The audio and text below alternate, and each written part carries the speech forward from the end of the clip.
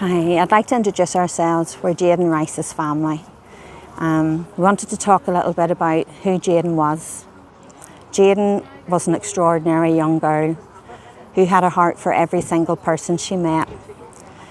She didn't discriminate where you were from, what you looked like, who you were, rich, poor. Jaidyn always seemed a person. She had an amazing energy around her, so affectionate. She was always there first to help everybody.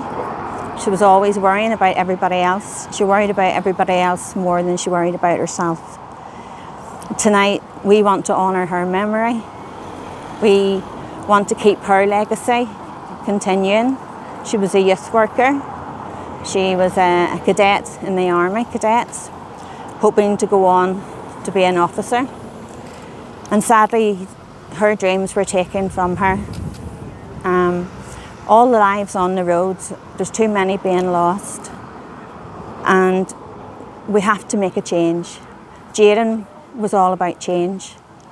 She might have only been 16 years old, but she made a massive difference in this world in the 16 years that she was here.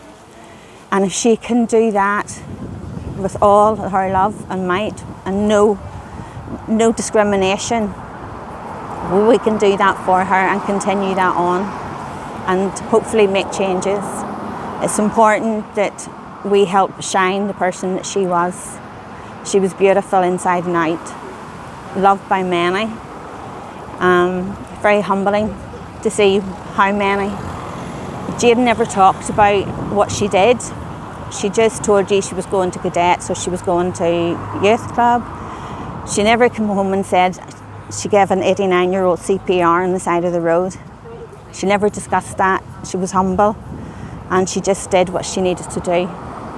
So tonight is all about remembering her, honouring what she done, what she started, and to make sure that the lights never go out. What about the community support? Obviously there's quite a lot of people here. How's the community rallied around you guys since this has happened? The community has been amazing, truly amazing. The support that they have gave us as a family, as Elaine and Jaden, or Elaine and Kenley, and Christopher and all the family is truly, and our grandfather, truly amazing. We've had support from DICE, we've had support from strangers, we've had support from alternatives, support from cadets. We've also had so many businesses reaching out. The kindness has just been overwhelming. Sorry. MPs have reached out as well. The MPs Oh yes, and our MP, have reached out, and one, Alex, is here tonight. We would have stood at the vigil. It was like a memorial. It was a place for us to go after Jaden was killed, and people began laying flowers, and that continued to build. And we would go down at night, and strangers that didn't know Jaden were leaving the most beautiful messages and flowers because she had touched their hearts. And that's who Jaden was.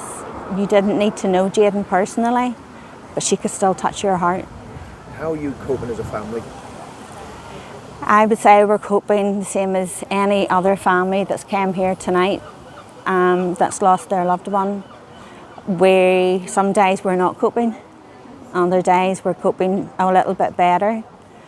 We're still very much at that surreal time, and we know we have a long road ahead, but honouring Jaden is what's giving us strength and getting justice for not just her,